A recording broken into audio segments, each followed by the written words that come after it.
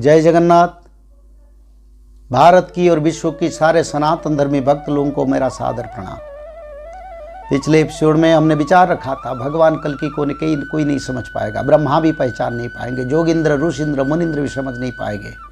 पर जिसका पास श्रद्धा है, जिसका पास विश्वास है, जिसका पास अनुभव है, जिसका भक्ति है, जिसका पास पूर्व जन्म का संपर्क है, महापुरुष अच्युतानंद ने स्पष्ट करके लिखे, अनुभवे ज्ञान प्रकाश होइव, अनुभव कर मूढ़, भविष्य विचार तेणिकी कहिबी, ज्ञान नाही थलकूल, लीला प्रकाश हेव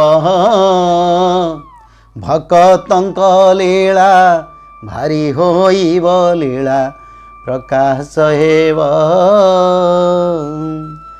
तब जब भगवान को भक्त लोग ढूंढते ढूंढते नहीं पाएगा, जिसका पास भक्ति है, जिसका पास श्रद्धा है, जिसका पास विश्वास है, जिसका पास पूर्व जन्म का संस्कार है, जो गोपी तपी कपि थे, कृष्ण भाव रस नुए वेदाभ्यास पूर्व जार भाग्य थी, यानी पूर्व जन्म से जन्म जन्म से जिसका भाग्यम है, उसको ही भगवान मिलेंगे और उसको ही भगवान के बारे में सूचना मिलेगा, उसको ही मालिका की वाणी मिलेगा।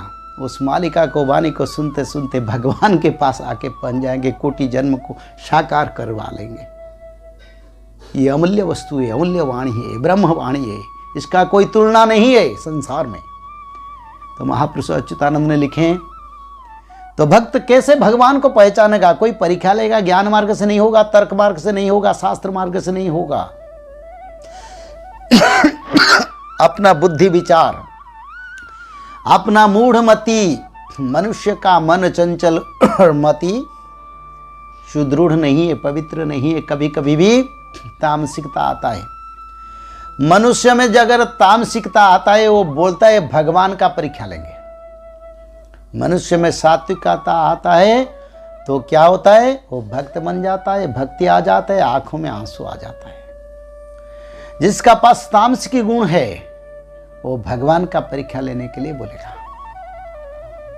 तब महापुरुष अच्युतानंद ने भक्त लोग कैसे पाएंगे, इसके बारे में लिखे हैं, कौन सा भक्त पाएंगे।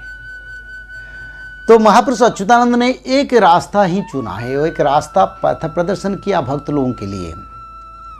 भगवान कल्कि के बारे में जानने के लिए मालिका को अनुसरण कीजिए और भगवान नाम भजन करते करते अनुभव कीजिए भगवान कल्कि कहाँ होंगे, कहाँ पर होंगे और कैसे उनसे उनका मिलन होगा।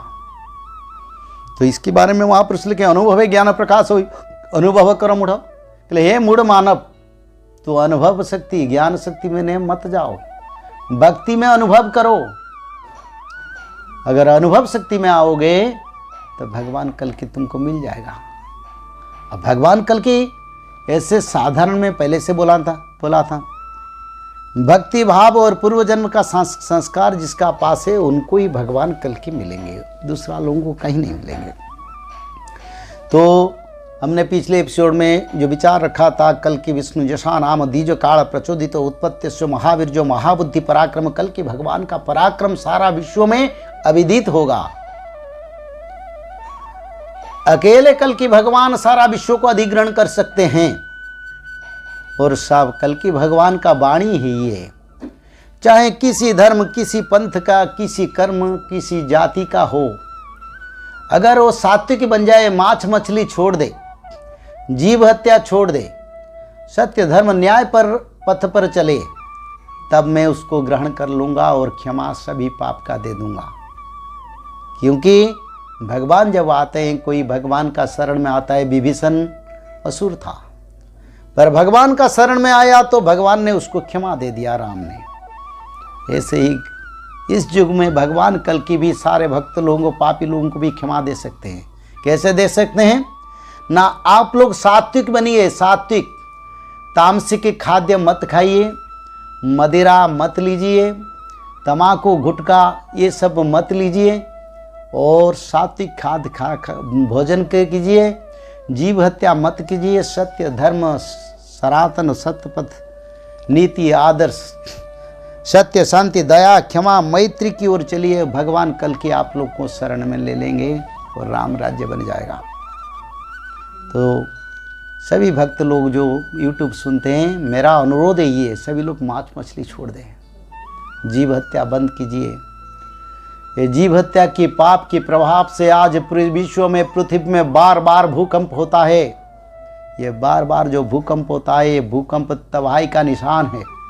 निशान अगर नहीं समझ पाएंगे, निशान चुक जाएगा हमारे ऊपर।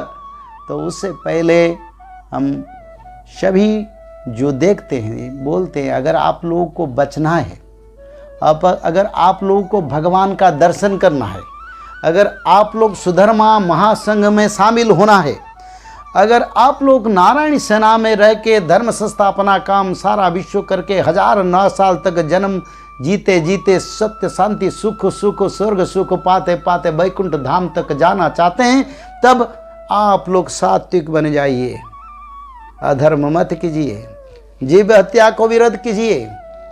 जीव हत्या सबसे बड़ा पाप है, जिसका भारा को माता वसुमाता ने अभी सह नहीं पाता है और उसी हिसाब से उसका वजन बढ़ जाता है। उसी के लिए अपना सर को इधर उधर करता है, वो भूकंप होता है। एक दिन सर उठाएगा और उस दिन इतना बड़ा भूकंप होगा, सारा विश्व संभालना मुश्किल हो जाएगा। पर भक्त लोगों के लिए यही बात है, जो भक्त है, जो भगवान की शरण में है, जो मालिका की शरण में है, जो कल की भगवान का शरण में, उनका बचाव भगवान करेंगे। तो संभूत संबल ग्रामे ब्राह्मणा बसती सुवे। तो भगवान व्यास ने जो संबल नगर के बारे में थोड़ा सा संशोधन किया था, कल के विष्णु जसा नाम दीज काल प्रचोदित दीज अर्थ ब्राह्मण परिवार में प्रभु जन्म हो गए। उत्पत्ति से महावीर जो महाबुद्धि पराक्रम, यानी प्रभु भगवान विष्णु की बीर्ज से, विष्णु की शक्ति से जन्म होंगे और महाबुद्धि और महापराक्रम, विश्व में उनको टक्कर देने वाले, विश्व में कोई ताकत, सारा विश्व एकत्रित हो जाए फिर भी कल के भगवान का कुछ भी नहीं कर सकते हैं। संभूत संबल ग्रामे ब्राह्मणा बसती शुभे।